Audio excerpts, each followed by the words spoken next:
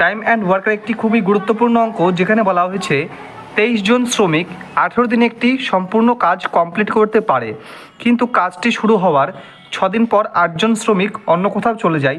ফলে কাজটি শেষ হতে কতদিন সময় লাগবে? তো সবার প্রথমে কত শ্রমিক ছিল না 23 জন। তো 23 জন মিলে কদিন কাজ করেছে? 6 দিন কাজ করেছে।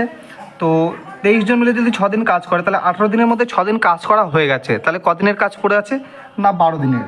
তাহলে এই 12 দিন তাদের কাজ করতে হবে। কাদের? এই 23 জনেরই 12 দিন কাজ করতে হবে। কত পরিমাণ কাজ পড়ে আছে? আর ধরি 1 পরিমাণ কাজ পড়ে আছে। এইবার এই 23 জনের মধ্যে কতজন চলে গেছে? 8 জন মাইনাস হয়ে গেছে। মানে এখন কতজন করছে? তাহলে এখন কাজ করছে 15 জন।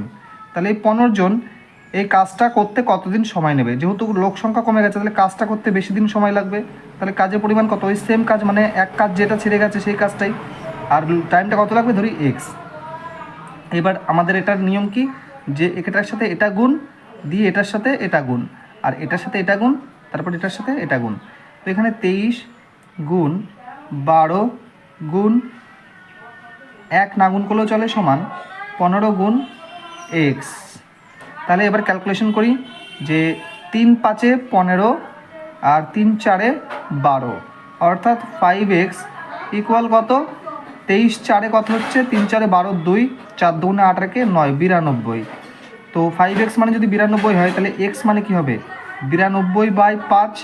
এবার এটা ভাগ করলে কি দশমিকে আসবে? তো দশমিকে আসার একটা শর্টকাট নিয়ম হচ্ছে, নিচে 10 বানাবো। তাহলে নিচে 10 বানালে 2 দিয়ে গুণ, তাহলে উপরেও 2 দিয়ে গুণ করবো।